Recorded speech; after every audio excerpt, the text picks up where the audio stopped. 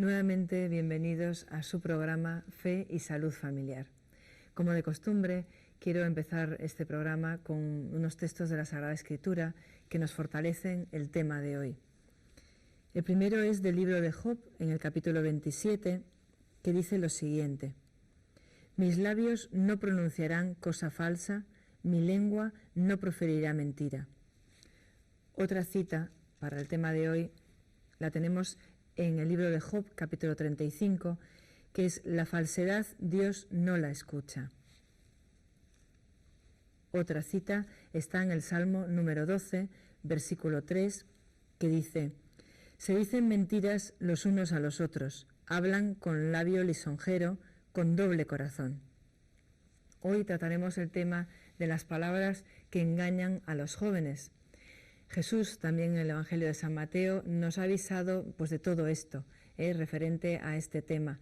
Y decía así: sea vuestro lenguaje sí, sí, no, no, y que lo que pasa de aquí viene del maligno, nos decía en San Mateo. Jesús subraya claramente la importancia del lenguaje en la vida cotidiana.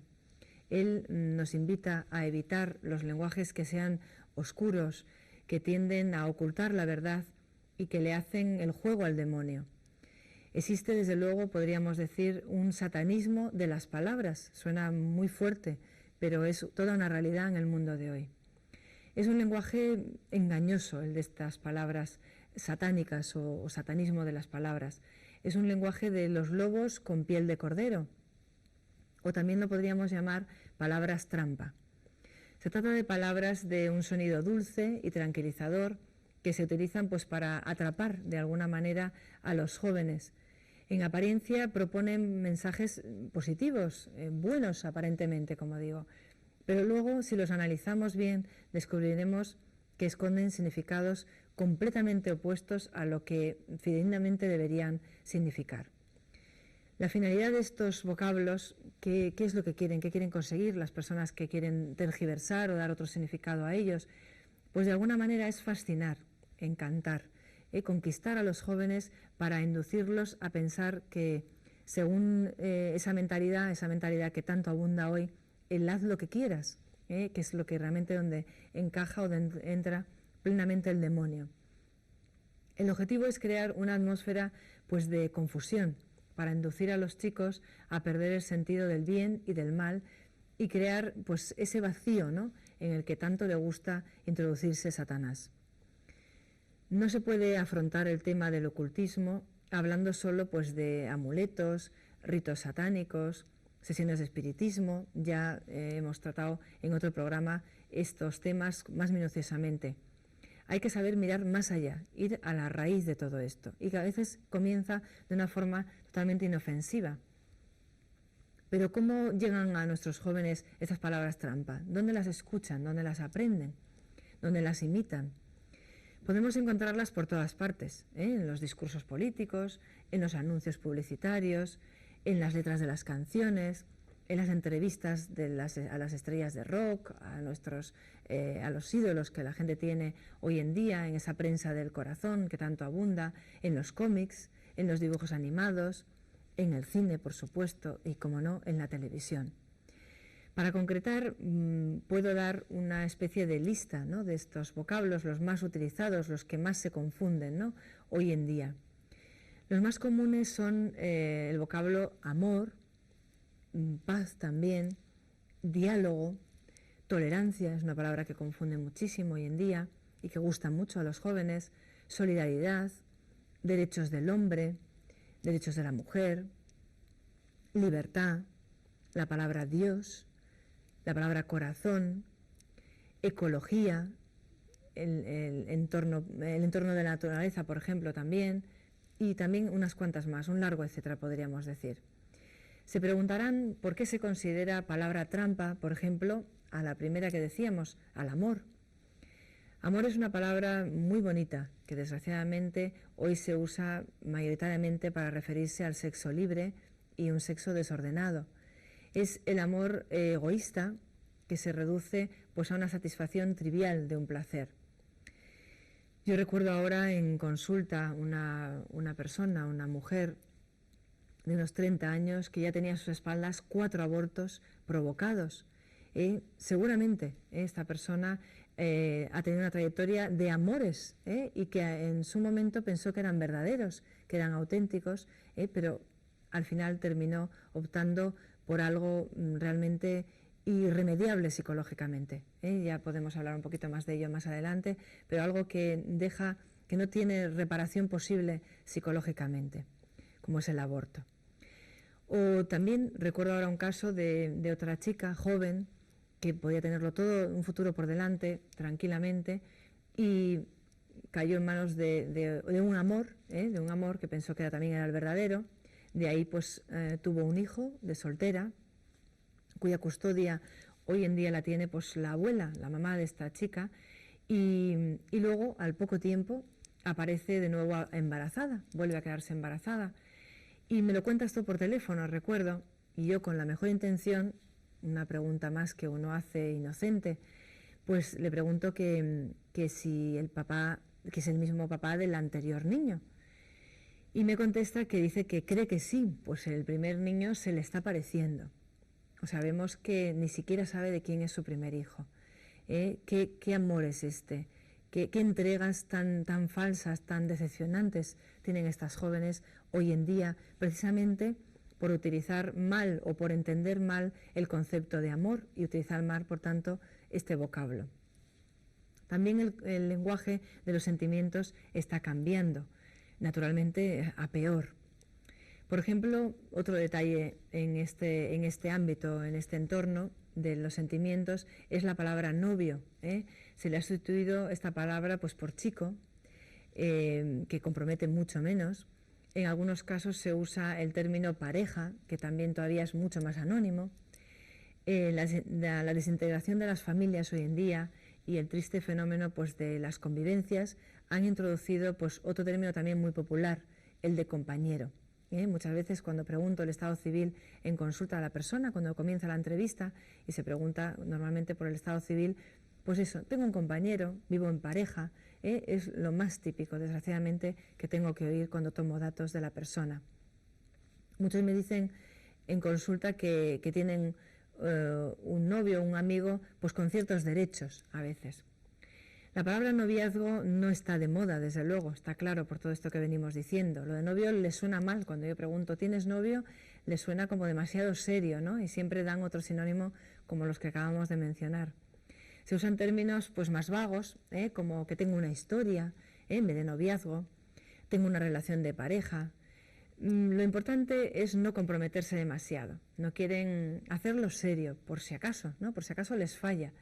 Ahí ya vemos o demuestran con ello que no están seguros, ni ellos mismos, de lo que tienen entre manos, de la propia relación que están manteniendo con esa persona, ¿no?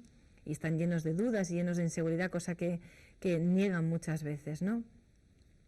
Antes también, siguiendo con aquella lista que mencionábamos al principio, hablábamos de paz, de diálogo, de tolerancia. La palabra paz, la palabra diálogo y tolerancia son, desde luego, de nuevo, otras 3 hermosas palabras, estrechamente vinculadas entre sí, pero qué mal utilizadas con frecuencia, utilizadas de un modo engañoso. Los jóvenes que tienen un gran corazón y un elevado sentido de la justicia, el joven, sobre todo el adolescente, así ocurre, son muy sensibles a temas importantes como la paz, el diálogo, la tolerancia. Esto lo saben los adultos que son perversos, claro, los que quieren hacer daño a la juventud lo saben muy bien, que los jóvenes caen en estas redes con mucha facilidad y bajo estas palabras, ¿no? Por eso es fácil entenderles trampas y usar estas palabras para inducirlos a un error, a un grave error muchas veces. Hoy la idea de la paz se utiliza como una especie, pues diríamos, de anestesia del pensamiento. En el nombre de la paz, del diálogo y de la tolerancia que mencionábamos antes, habría que dejar de lado la verdad objetiva y hacer sitio a las muchas verdades subjetivas de cada cual. Esto es lo que hoy se hace, o cómo se utiliza hoy estas palabras, con ese significado, un significado ambiguo. Pero de este modo se lleva inevitablemente, se llega a un relativismo moral y a la anulación del pensamiento. Los jóvenes casi no piensan, se les está dando todo hecho, todos los significados, todos los pensamientos, todas las ideas, todas las opciones, ¿no? No se les deja pensar. Y por tanto se llega a un vacío en el que, como siempre, Satanás le gusta introducirse. Un ejemplo que podemos poner de esto para verlo pues, más real y más gráfico y también acercarnos a este mundo, a esta sociedad de hoy y a nuestros jóvenes que a veces llegan a casa y no sabemos por dónde han estado ni qué han hecho, y así pues pueden tener ustedes un poco más de idea de lo que les mueve a luego hablar de esta forma, ¿no? Un ejemplo concreto. El problema de la droga, por ejemplo, hoy está dramáticamente difundido, desgraciadamente. Muchos jóvenes, como ya hemos dicho, la usan abundantemente pues en la discoteca, en los raves. Raves son unas fiestas, si por ustedes no lo saben, unas fiestas multitudinarias. En ocasiones en ellas se llegan a convocarse 750.000 personas, jóvenes por supuesto. Se realizan normalmente en grandes espacios abiertos, bosques, estadios de fútbol, playas, y que luego duran varios días. Desde luego la forma más adecuada para comenzar la jornada en un rave, en este tipo de fiestas, es tomando una bebida que contiene pues, cafeína, anfetaminas y alcohol, lo que llaman un smart drink, cuya función pues desde luego es mantener en pie al asistente durante el tiempo que sea necesario, cuanto más mejor, sobre todo para presumir delante de los demás cómo están resistiendo aquello y cómo terminan toda la fiesta siendo muy conscientes de todo lo que ocurre allí, o medio yo diría, ¿no? Ya que el Estado pues no puede o no quiere combatir esta plaga de raíz, como es estas reuniones, lo que utilizan en estas reuniones, estas drogas, pues ha surgido desde hace años una corriente de pensamiento que propone legalizar la droga. Es lo más cómodo, ¿no? Todo esto, naturalmente, en el nombre de la tolerancia. Por eso, vean así qué ambigüedad y a qué conclusiones se llega bajo estos nombres, pues que podrían ser, con su significado bien limitado, maravillosos, muy bonitos para convivir, pero están llevados a un extremo que realmente rompe totalmente la vida del joven y quiere adquirir unos derechos que desde luego les lleva yo diría, a desintegrarse y al infierno, que sería, desde luego, es lo peor. En vez de combatir el mal, pues se rinden ante él y se pide autorizarlo. Es más cómodo que andar detrás de los chicos jóvenes, de los vendedores, andar detrás de todas estas fiestas, de toda esta multitud de gente que iría contra ellos, ¿no? Pues es lo más cómodo. Por consiguiente, en cierto sentido, también los jóvenes se sentirían de alguna manera autorizados a consumir droga pues en la discoteca, en estas fiestas, y ahí lo que puede suceder cuando se pone la tolerancia, volvemos a nombrar la palabra, en lugar de la verdad, de lo que sería lo conveniente realmente, que ahí entraríamos en la verdad, que es lo que salvaría realmente a los jóvenes. También hemos mencionado en aquella lista al principio las palabras solidaridad y derechos del hombre, palabras que hoy están muy de moda, pero que esconden pues malas intenciones para los jóvenes. Yo diría no tanto para los jóvenes, que son mucho más ingenuos en esto, sino para ciertos adultos próximos a los jóvenes que están realmente propagando todo esto. Algunos defensores de la solidaridad y de los derechos humanos, pues ¿qué hacen? Luchan contra la guerra, contra la tortura, pero al mismo tiempo se declaran, por ejemplo, a favor del aborto legalizado. ¡Qué contradicción!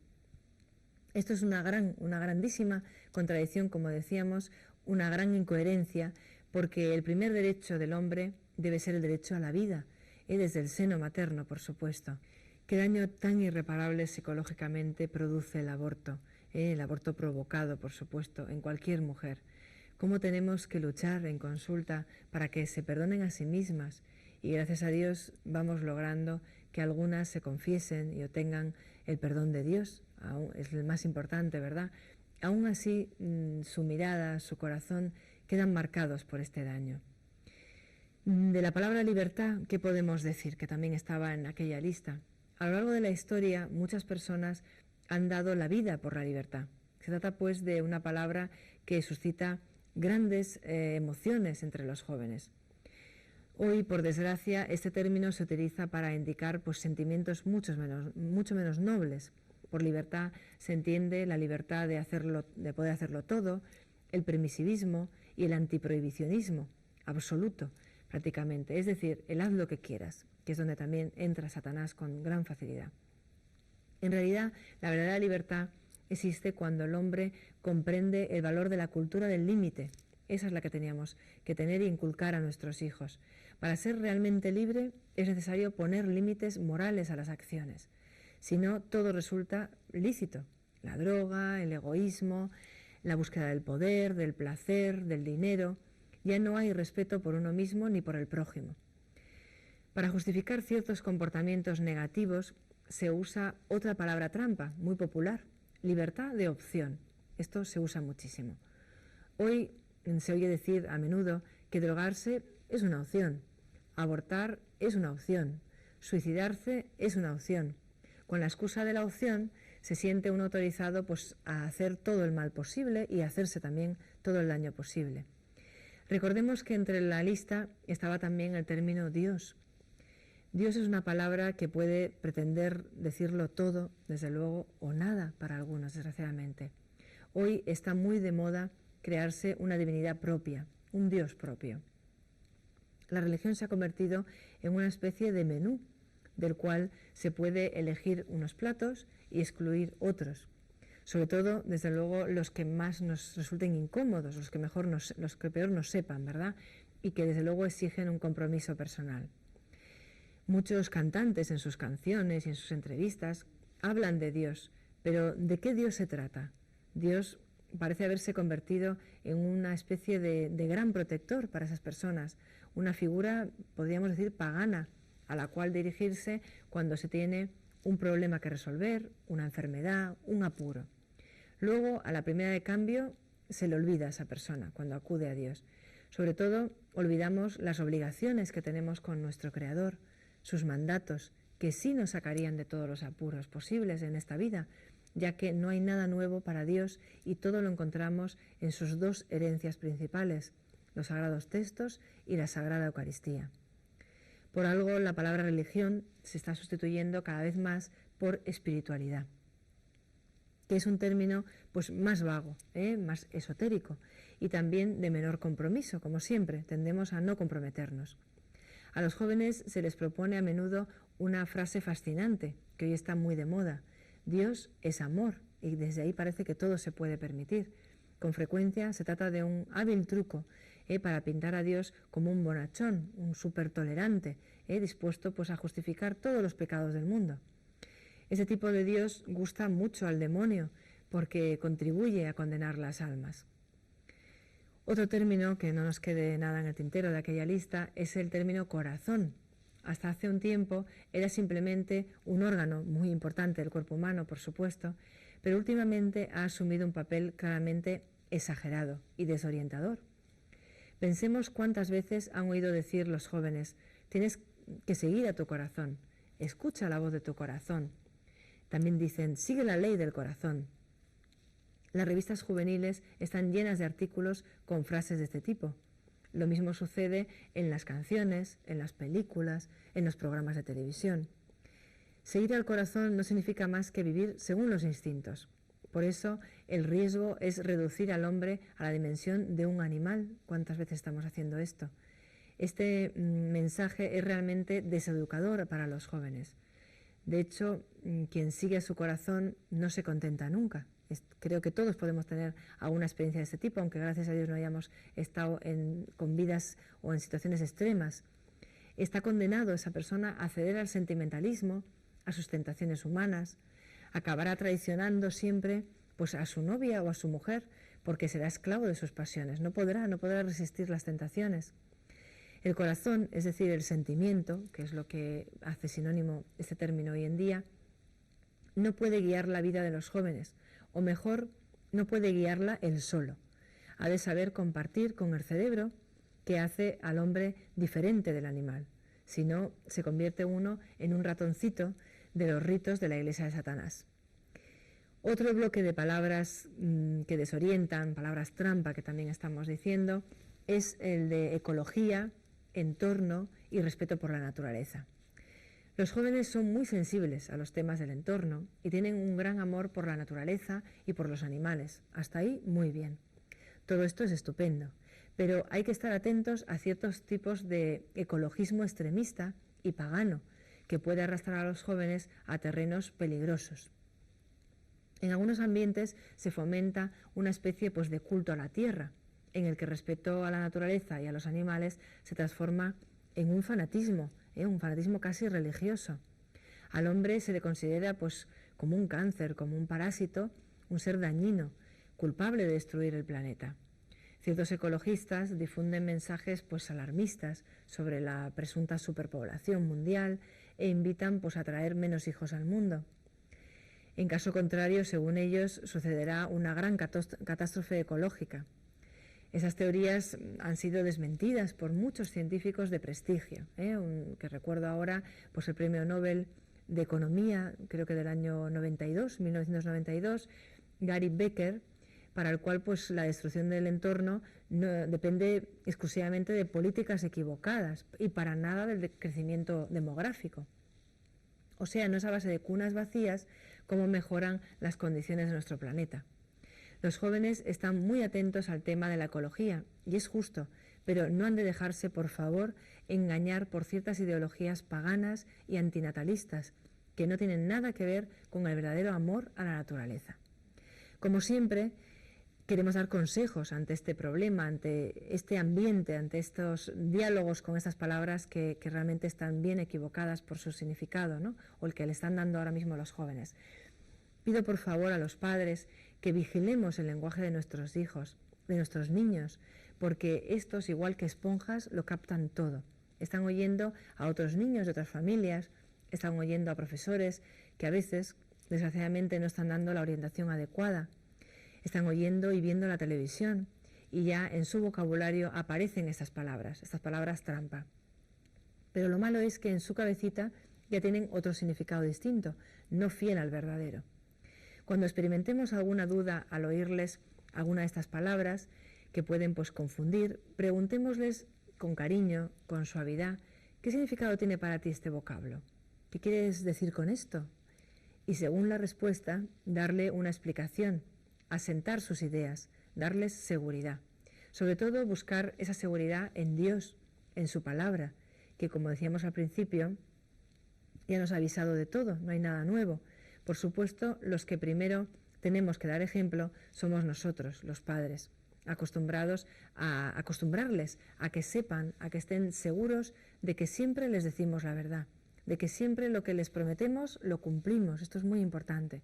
Y al contrario, lo que no vayamos a permitírselo, se lo digamos con claridad. Por último, recordar aquella cita que también con la que abríamos este programa, del capítulo 5 de San Mateo, si no recuerdo mal, que nos decía: sea vuestro lenguaje sí, sí, no, no, que lo que pasa de aquí viene del maligno. Ya se nos está acabando el tiempo. Esperemos que este programa les haya sido útil para su convivencia con sus hijos en esta sociedad que nos trata de engañar, y les invitamos para un próximo programa. Muchísimas gracias por su atención y que Dios les bendiga a todos.